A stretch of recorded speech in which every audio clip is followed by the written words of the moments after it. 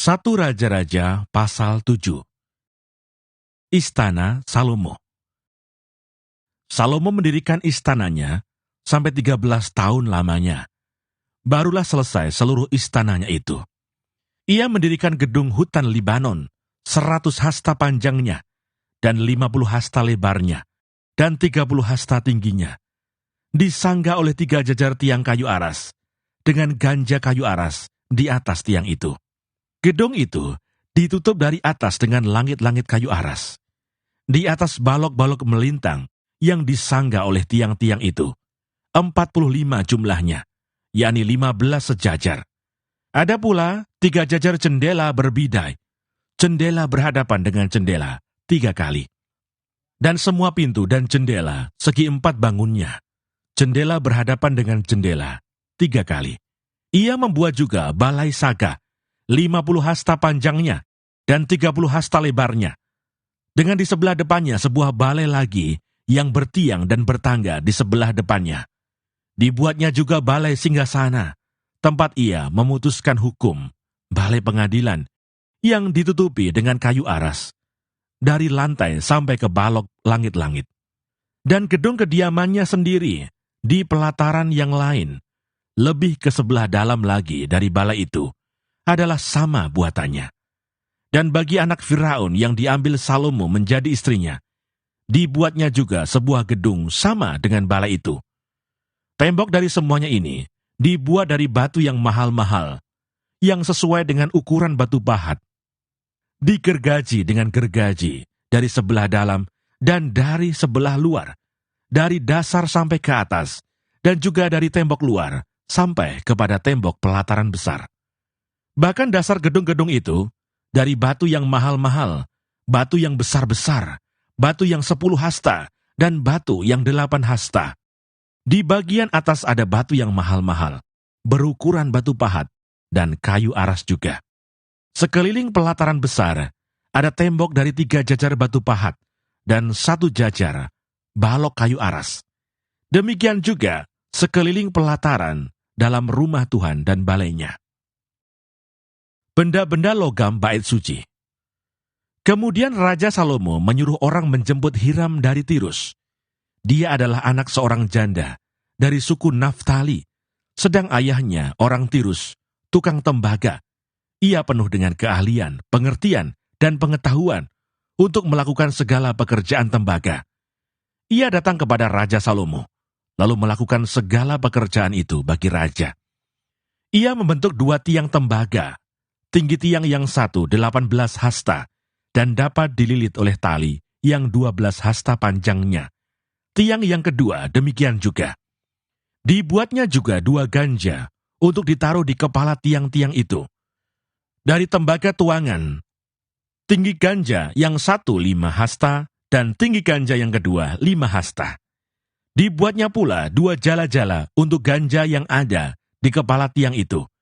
Jala-jala itu semacam kawat berpilin, semacam untayan rantai. 1 jala-jala untuk ganja yang satu, dan 1 jala-jala untuk ganja yang kedua. Kemudian dibuatnya juga buah-buah delima, 2 jajar berkeliling pada jala-jala yang satu, untuk menutupi ganja yang di ujung tiang itu. Dan demikian pula dibuatnya pada ganja yang kedua. Dan ganja yang di kepala tiang dekat balai depan itu berbentuk bunga bakung, tingginya 4 hasta, yakni ganja-ganja yang di atas kedua tiang itu, di sebelah atas sekali, lewat jala-jala yang meliliti perut ganja itu. Dan buah-buah delima ada 200 berjajar berkeliling pada ganja yang satu, demikian juga pada yang kedua. Kemudian tiang-tiang itu didirikannya dekat balai ruang besar. Ketika ia mendirikan tiang kanan, ia menamainya Yakin. Ketika ia mendirikan tiang kiri, ia menamainya Boas. Dan setelah bentukan bunga bagong itu ditaruh di kepala tiang-tiang itu, maka siaplah pekerjaan membuat tiang-tiang itu. Kemudian dibuatnyalah laut tuangan yang 10 hasta dari tepi ke tepi, bundar keliling 5 hasta tingginya, dan yang dapat dililit berkeliling oleh tali yang 30 hasta panjangnya. Dan di bawah tepinya ada gambar buah labu yang mengelilinginya sama sekali, 10 dalam sehasta, merangkum laut itu berkeliling. Labu itu 2 jajar, dituang setuangan dengan bejana itu.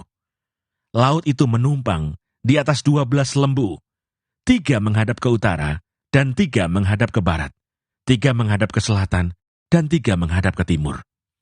Laut itu menumpang di atasnya, sedang segala buntut lembu itu menuju ke dalam. Tebal laut itu setapak tangan, dan tepinya serupa tepi piala, seperti bunga bakung yang berkembang.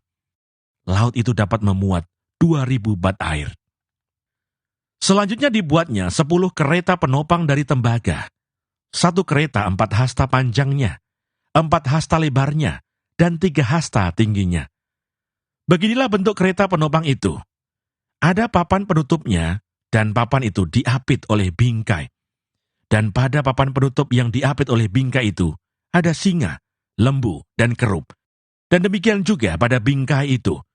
Di sebelah atas dan di sebelah bawah singa dan lembu itu, ada karangan-karangan bunga yang tergantung. Pada 1 kereta penopang ada 4 roda tembaga dengan poros tembaga. Dan pada keempat penjurunya, ada sangga untuk menyangga bejana pembasuhan. Sangga-sangga itu dituang, dan di sebelah luar setiap sangga ada karangan bunga. Dan mulut kereta penopang itu ada di sebelah dalam sangga-sangga itu, menonjol ke atas 1 hasta. Mulutnya itu bundar, buatannya sebagai tumpuan, dan dalamnya 1,5 hasta. Juga pada mulutnya itu ada ukiran, tetapi papan-papan penutupnya 4 persegi, jadi tidak bundar. Keempat roda itu ada di bawah papan penutup, dan tangan-tangan roda itu ada pada kereta penopang itu. Dan tinggi 1 roda ialah 1,5 hasta.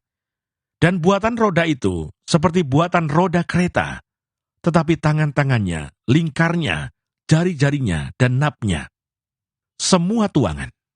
Keempat sangga pada keempat sudut setiap kereta penopang adalah seiras dengan kereta itu.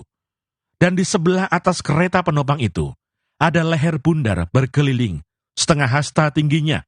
Di sebelah atas kereta itu ada pula topang-topang dan papan penutup yang seiras dengan dia. Maka pada muka topang-topangnya itu dan pada papan-papan penutupnya, diukirkannya lah kerub, singa, dan pohon korma, masing-masing menurut tempat yang ada, dan karangan bunga sekeliling. Demikianlah dikerjakannya ke 10 kereta penopang itu. Tuangannya sama, ukurannya sama, dan potongannya sama semuanya. Lagi pula dibuatnya 10 bejana pembasuhan dari tembaga. Setiap bejana dapat memuat 40 bat air. Setiap bejana 4 hasta besarnya, dan ada 1 bejana di atas setiap kereta dari ke-10 kereta penopang itu. 5 kereta penopang ditaruhnya pada sisi kanan rumah itu, dan 5 pada sisi kirinya.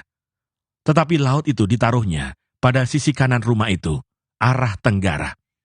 Dan Hiram membuat juga kuali-kuali, penyodok-penyodok, dan bokor-bokor penyiraman. Demikianlah Hiram menyelesaikan segala pekerjaan yang harus dilakukannya bagi Raja Salomo di rumah Tuhan, yakni kedua tiang dengan kedua bulatan ganja yang di kepala tiang itu, dan kedua jala-jala yang menutup kedua bulatan ganja itu. 400 buah delima untuk kedua jala-jala itu, 2 jajar buah delima untuk 1 jala-jala, guna menutupi kedua bulatan ganja yang di atas tiang itu.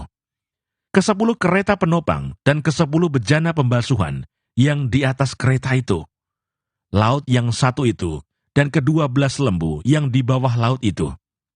Kuali-kuali, penyodok-penyodok, dan bokor-bokor penyiraman. Segala perlengkapan yang dibuat Hiram bagi Raja Salomo di rumah Tuhan itu adalah dari tembaga yang diupam. Raja menuang semuanya itu di lembah Yordan, di dalam tanah liat, antara Sukot dan Sartan. Dan Salomo membiarkan segala perlengkapan itu tidak ditimbang, karena jumlahnya yang amat besar.